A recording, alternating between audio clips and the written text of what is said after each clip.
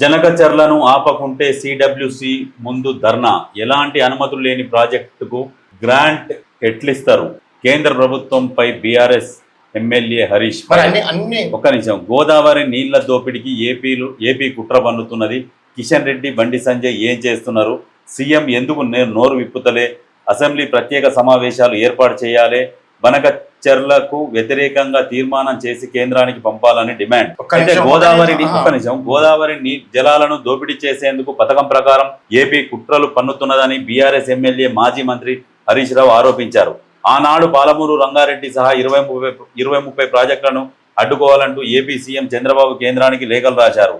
ఇప్పుడు మిగులు జలాలంటూ జనకచర్ల ప్రాజెక్టుతో 200 టీఎంసీ గోదావరి నీళ్లను దోచుకెళ్లేందుకు కుట్రలు చేస్తున్నారు అని ఆయన మండిపడ్డారు. విభజన చట్టం ప్రకారం కొత్త ప్రాజెక్టులను నిర్మిస్తే కేఆర్ఎంబి, జిఆర్ఎంబిల పర్మిషన్ తీసుకోవాలన్నది నదీ పరివాహక రాష్ట్రాలు ఒప్పుకోవాల్సి ఉంటుందని చెప్పారు. మరి ఇవన్నీ ఉన్నప్పుడు మరి మీరు ముఖ్యమంత్రితో కలిసి కేంద్రంతో కూడా ఇప్పుడు ఈ అఖిలపక్ష సమావేశాలు ఏర్పాటు చేయండి ముఖ్యమంత్రి గారు, మనం పోయి వాళ్ళకు ఒక మెమరాండం ఇచ్చుకుందామని చెప్పొచ్చు కదా. అయితే ఇప్పుడు గోదావరి నీళ్ళు ఎక్కడి నుంచి వస్తున్నాయి? మహారాష్ట్రలో స్టార్ట్ అయ్యి తెలంగాణ మీదుగా ఆంధ్రప్రదేశ్కి వచ్చేసి సముద్రంలో కలుస్తున్నాయి. మన మీద నుంచే పోతున్నాయి కదా. ఈ టాపిక్ ఎందుకు మాట్లాడుతున్నాడు ఇప్పుడు అంటే కవిత ఇష్యూ గురించి. అసలు టాపిక్ అన్ని పేపర్లల్లో ఈ రకంగా వస్తున్నది, అన్ని పేపర్లల్లో కవిత గురించి వస్తున్నది. ఈ నమస్తే తెలంగాణ పేపర్లా కనీసం ఎక్కడనన్నా ఒక చిన్నగా ఇప్పుడు ఇది ఏంటంటే ఇగో చౌమహల్లా విందులోనే మిస్బిహేవ్ అట. ఇవన్నీ ఏంటంటే బట్టగాల్సి మీదేసేటి ఏమో ఓన్లీ ఈ పేపర్ ప్రభుత్వాన్ని బదనం చేయడానికి ఓ బట్టగాల్సి రెడీ చేస్తారు. ఇగో ఇక్కడ చూడు, ఏపీలో మూలాలకు గోదావరి, తెలంగాణ మళ్ళీ ఎడారి. మొత్తం ఇక ఈ రోజు వాటర్ మొత్తం తరలికపోతున్నది. ఇక తెలంగాణలో ఉన్న నాయకులు వీళ్ళందరూ సైలెంట్గా కూర్చున్నారు. ఎక్కడి నుంచి వస్తుంది, ఎక్కడికి పోతాయి వాటర్ అంతా? పెన్నా బేసిన 158 టీఎంసీలతో మరో రిజర్వాయర్ సోమశిల దాకా తరలించే ప్లాన్ అట. వాళ్ళు ప్లాన్ చేసి వాళ్ళకు పర్మిషన్లు వస్తాయా? ఇవన్నీ ఎందుకంటే ఇప్పుడు ఒకటి సజ్జన్, వాస్తవానికి మహారాష్ట్రలో పుట్టిన గోదావరి తెలంగాణ మీదుగా ప్రవహించిన తర్వాత పోతూ ఏం చేస్తుంది అంటే మళ్ళీ ఆంధ్రలో కలుస్తా ఉండేది. ఇప్పుడు పోలవరం ప్రాజెక్టులకు వెళ్తా ఉంటాయి. పోలవరం కు బిఫోరే మనం కట్టుకున్నాం కాళేశ్వరం మరి కట్టుకున్నప్పుడు మరి ఇంత తెలివితో కట్టిన కాళేశ్వరం ఎందుకు కూలింది? ఏం చేసిరు మీరు? ఏం తెలివితో కట్టినట్టు? మరి ఇప్పుడు హరీష్ రావు గారు మంచి స్టేట్మెంట్ ఇచ్చారు, సంతోషం. ఇది కూడా పరిగణలోకి తీసుకుందాం. మరి మీరు కట్టిన కాళేశ్వరం ఉన్నప్పుడు ఇరిగేషన్ మినిస్టర్ ఉన్నారు, దానికి ఇప్పుడు కమిషన్ నోటీసులు ఇచ్చింది రమ్మని. మరి దానికి ఏం సమాధానం చెప్తారు? ఎట్లా కూలిపోయిందంటే దానంతలు అదే కూలిపోయిందా, ఎట్లా కూలిపోయింది అన్న దాని గురించి ఒక వివరణ ఇస్తే బాగుండదు తప్ప ఎప్పుడు బడగాల్సి మీదేసి అవసరం విషయాలు మాట్లాడుతూ అసలు విషయాన్ని పక్కదో పట్టిస్తాం. నీకు అర్థమైతే నోటీసులు ఇచ్చినప్పుడు దానికి మరి వివరణ వచ్చి కూర్చొని అంత వివరణ ఇవ్వాలి కదా. నీకు ఇచ్చిన విచారణ కమిషన్ నోటీస్ వాళ్ళు ఇస్తేనేమో దాన్ని పక్కకు పెట్టి ఇగో ఈ విషయాన్ని ముందటేసుకున్నానంటే దీని ఏంటంటే డైవర్షన్ పాలిటిక్స్. నువ్వు ఇప్పుడు వాసానికి ఆరోపణలు ఎదుర్కొంటా ఉన్నావు, కాళేశ్వరం మీద ఆరోపణలు ఎదుర్కొంటున్న మాజీ ఇరిగేషన్ మంత్రి. ఒకటి ఏంటంటే ప్రజలు కూడా గమనించాలి, ఏమైనా డైవర్షన్ పాలిటిక్స్. నువ్వు ఇది చేసేలేదంటే నేను ఇది చేసినావు కదా. నువ్వు ఈ రాజకీయ నాయకులు ఎప్పుడు కొట్టాడుకుంటారు చూసినావా? నువ్వు ఇది చేసినావు అంటే నువ్వు ఇది చేసినావు అంటారు. మరి నేను ఏం చేయలేదని ఒప్పుకోరు. నువ్వు ఎక్కువ చేసినావు, తక్కువ చేసినావు. మరి దాని గురించి మాట్లాడే తీసిపెట్టి వేరే టాపిక్ ఎత్తుకొని మాట్లాడుతా ఉన్నావు. అదే కదా ఎంతసేపటికి ఇక బట్టగాల్చి వేసేది. ఇప్పుడు ఈయన ఇది కూడా ఎందుకు డైవర్షన్ పాలిటిక్స్. మళ్ళా కవిత గురించి ఇంత న్యూస్ నడుస్తున్నది, హంగామా అన్ని పేపర్లలో వస్తున్నది, ప్రతి ఛానళ్ళల్లో, యూట్యూబ్ ఛానల్ కావచ్చు, శాటిలైట్ ఛానల్ కావచ్చు, ఎన్లనైనా వస్తున్నది. ఈ నమస్తే తెలంగాణలో ఏడా కూడా కొంచెం కూడా ఇస్తలేరు. ఎందుకు? ఇప్పుడు వీళ్ళకి నోటీసులు వచ్చినాయి, దాని గురించి ప్రెస్ మీట్ పెట్టి మాట్లాడతలేరు ఎందుకు? ఇప్పుడు కవిత గురించి ఏది? కవితకు అంటే ఈ పేపర్లో అసలు నేను ఎలక్షన్ల అప్పుడు ఇది రిజల్ట్ వచ్చేసి డిక్లేర్ అయిపోయినా దాదాపు అంతా క్లియర్ అయిపోయింది. కాంగ్రెస్ గవర్నమెంట్ ఫామ్ అవుతుందని తెలిసింది. నమస్తే తెలంగాణ పరిస్థితి చూడాలి. ఏదో ఒకటి అడ్వర్టైజ్ ముందు తీసుకుని ఒకటి వేసేప్పుడు దాని గురించి అసలు నాకైతే కాసేపు మైండ్ బ్లాక్ అయింది. సరే, ఓటమిని కూడా ఒప్పుకోవాలి కదా. ప్రజాస్వామ్యంలో ఉన్నప్పుడు గెలుపు ఉంటది, ఓటమి ఉంటది. ఓటమిని అంగీకరించినోడే అసలైన రాజకీయ నాయకుడు. డైజెస్ట్ కూడా చేసుకోవాలి. మరి ప్రజలలో తెల్లారంగా పోవాలి. మేము చేసిన తప్పిదాలు. ఎగ్జాంపుల్ పవన్ కళ్యాణ్ తీసుకుంటే ఆయన పోటీ చేసిన 2 చోట్ల ఓడిపోయి కూడా ఎక్కడ కూడా కుంగిపోలే. ఒకటే సీట్ వచ్చినప్పుడు ఒకటే ఒక సీట్ కూడా పోయి మళ్ళీ వైఎస్ఆర్సీపీలో కలిసిండు. కానీ ఏడ కూడా కుంగిపోకుండా మళ్ళీ అదే పట్టుదలతో పోరాటం చేసిండు. 21 సీట్ల పోటీ చేసిండు. 21కి 21 పోటీ చేసి గెలిచిండు. ఇవాళ డిప్యూటీ సీఎంగా ఉన్నాడు. ఇప్పుడు ఆయనకు నడుస్తున్నది. కేంద్రంలో వేరే రాష్ట్ర ముఖ్యమంత్రులు పోతే కనీసానికి ప్రైమ్ మినిస్టర్ మోడీ టైం ఇస్తాడో మరి ఆయన కోసం వెయిట్ చేయాలి.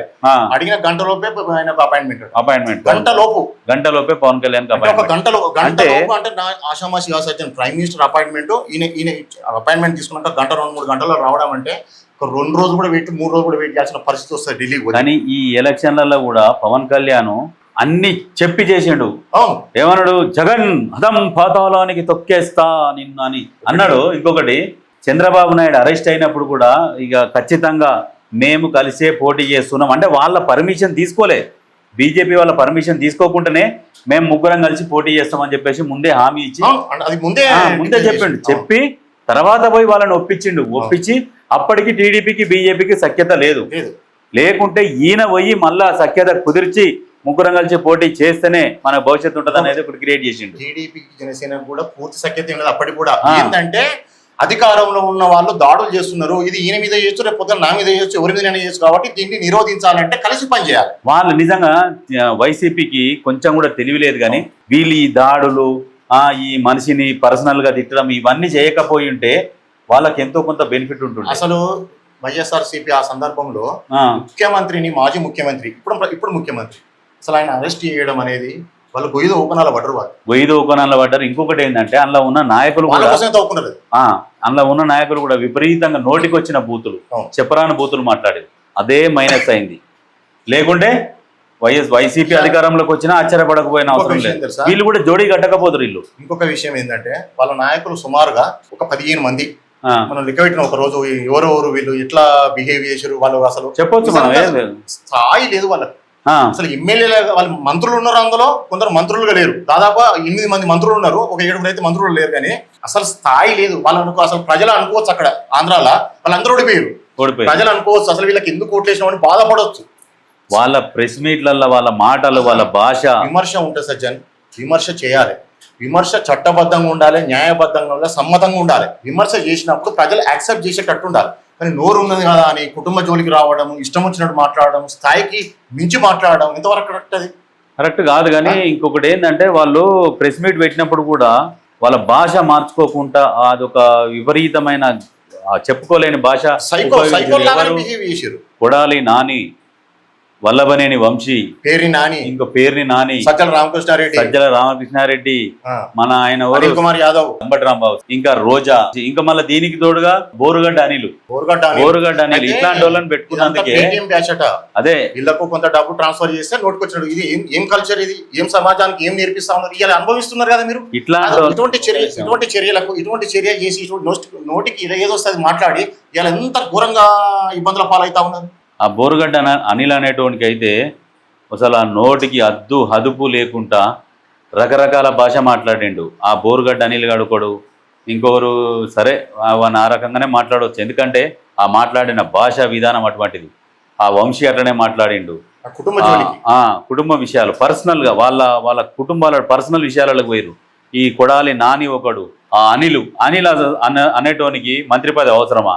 ఇరిగేషన్ మినిస్టర్ ఇచ్చారు. అనిల్ అనేటోనికి అవసరమా మంత్రి పదవి ఇచ్చి?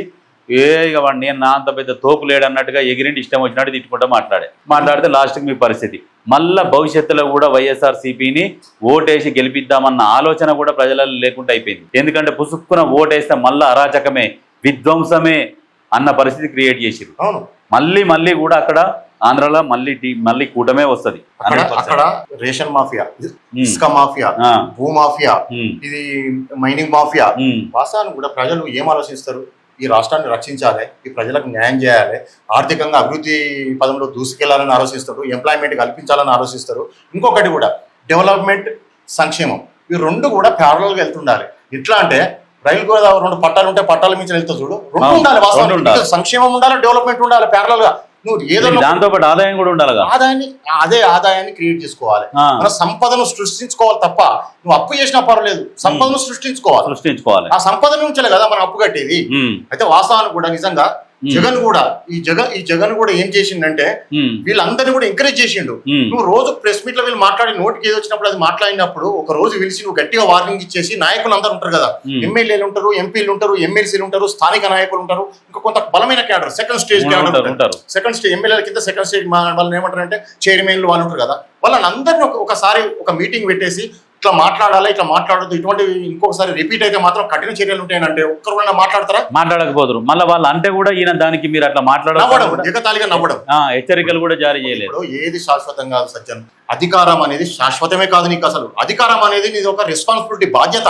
నేను ఒక ముఖ్యమంత్రి ప్లేస్ లో ప్రజలు కూర్చుని పెట్టిరంటే బాధ్యతగా ఫీల్ అవ్వాలి తప్ప అధికారం దర్పంగా ఫీల్ అయ్యి నువ్వు ప్రతిపక్షాలు ఉన్న నానా బూతులు తిడుతూ నువ్వు వ్యంగ్యంగా నవ్వుతూ వేరే వాళ్ళతో తిట్టిపిస్తూ ఇది పైశాచిక ఆనందం ఉండడం ఏంది?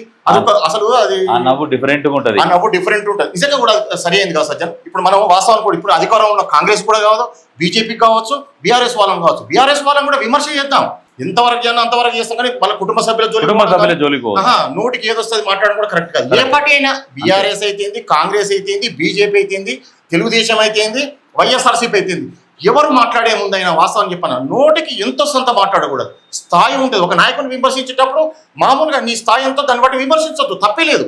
ఏదైనా చట్టబద్ధంగా ఉండాలి, న్యాయబద్ధంగా ఉండాలి, సమ్మతంగా ఉండాలి. మొన్న ఒకటి విమర్శించింది చూడు, ఎవరు? TDP social media Chebrol Kiran Kumar. అది కరెక్ట్ కాదు సార్. వాస్తవానికి కూడా నిజంగా అది చాలా ఘోరమైన భాష మాట్లాడింది. అయితే మనం ఇందులో ఏమైందంటే వీళ్ళు ఇన్ని సంవత్సరాలు రాక్షస పాలన చేసారు వైఎస్ఆర్సీపీ వాళ్ళు, కాబట్టి దీన్ని యాక్సెప్ట్ చేస్తారని అతను మాట్లాడడం జరిగింది. కానీ ఇమీడియట్ గా చూసినావా, అదే ఇప్పుడు టీడీపీ అధినేత ఇప్పుడున్న ముఖ్యమంత్రి కఠిన చర్యలు తీసుకోమన్నాడు, ఇమీడియట్ తీసుకొని హరి చేసి జైలు వేసేసారు. మరి 2 రోజులకే బెయిల్ వచ్చింది కదా, వస్తుంది బెయిల్, చట్టం చూసుకుంటది. మరి ఈ వల్లభనేని వంశీకి ఇన్ని రోజులు టైం పట్టింది, బోరుగడ్డ అనిల్కి ఇన్ని రోజులు టైం పట్టింది, ఇప్పుడు ఈ చెబ్రోల్ కిరణ్ 2 రోజులనే బెయిల్.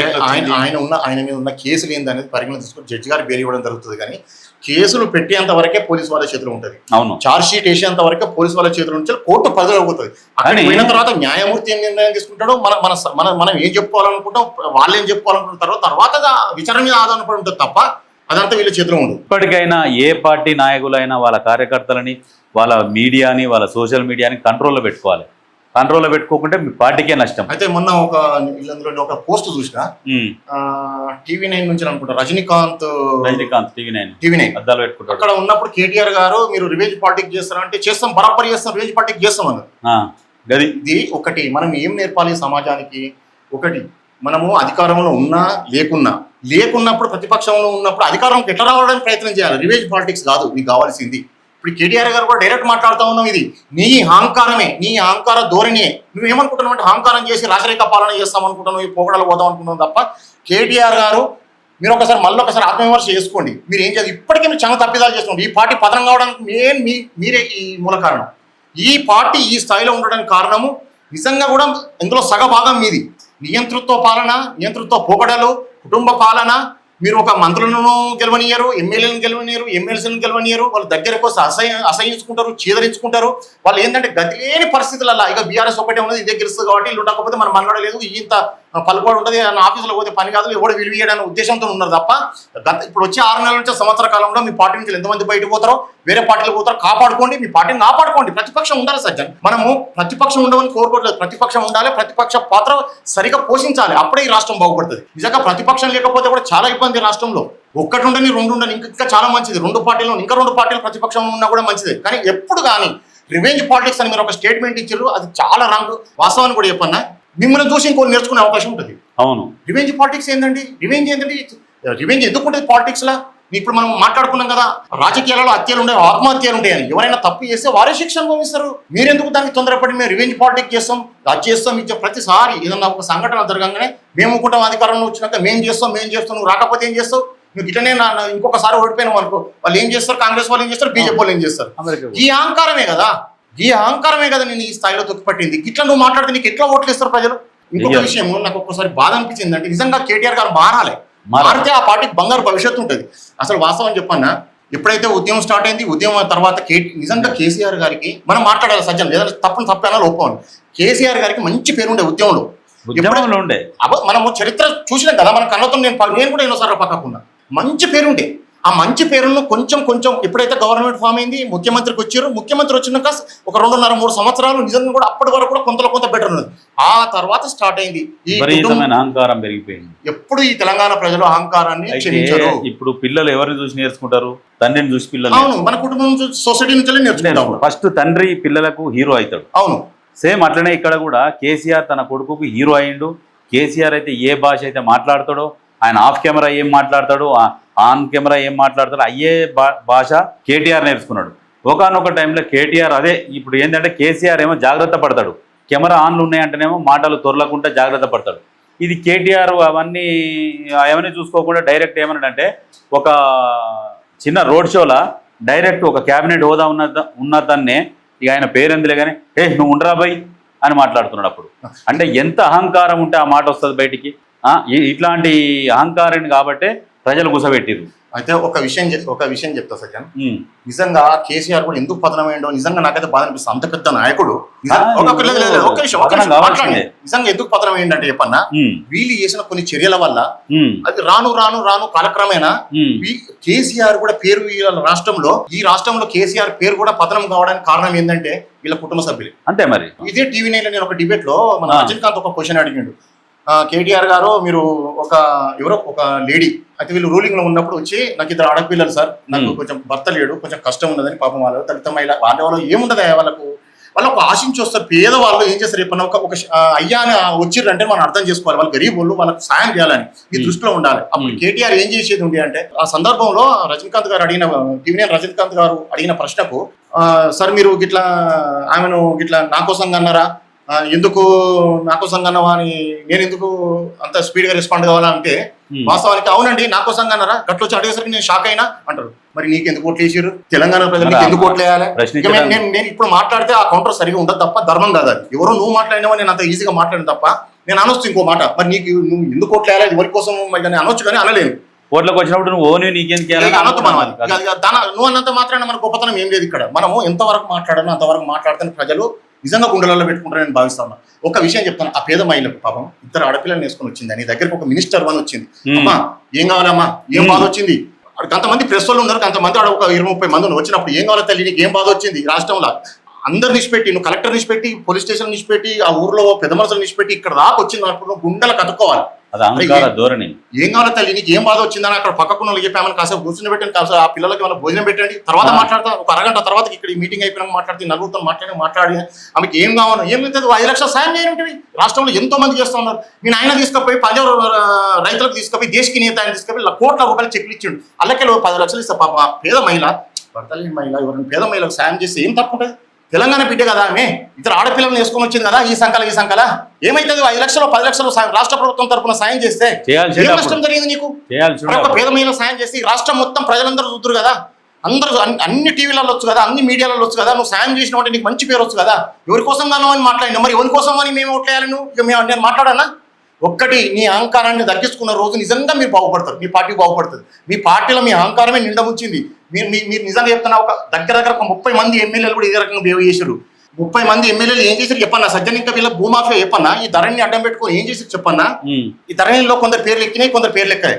ఎక్కకపోతే ఎంపీపీలు ఉంటారు కదా, మండల ప్రెసిడెంట్లను వాళ్ళని పెట్టుకుని ఎమ్మెల్యేలు డైరెక్ట్ రాకుండా 2 మధ్య గొడవ పెట్టాలి, ఒకరిని బెదిరియాలి, ఒకరి దగ్గర సగం రేటు కొనాలి, దానిలో ఎమ్మెల్యేలు ఇన్వాల్వ్మెంట్ కూడా తీస్తా ఇది సమాధానం చెప్పండి చెప్తా, నా దగ్గర పూర్తి సమాచారం ఉన్నది. అయితే ఒక్కొక్క విలేజ్ లో అప్పుడు ఏమైతుంది సజ్జన్ ఎకరం 20 లక్షలు 30 లక్షలు, ఒక 4 ఎకరాలు ఉంటే ఎంత? కోటి రూపాయలు దాన్ని 50 లక్షలు కొనడం, 30 లక్షలు 40 లక్షలు తక్కువ రేటు కొనడం, పంచాయతీలు పెట్టి పంచాయతీ పెద్దగా వేయాలి, సర్పంచ్ అడ్డం పిలిపించేసి దీన్ని కొన్ని పోలీస్ స్టేషన్లో వస్తే పోలీస్ స్టేషన్లో వీళ్ళే మాట్లాడాలి, భయపట్టియాలి.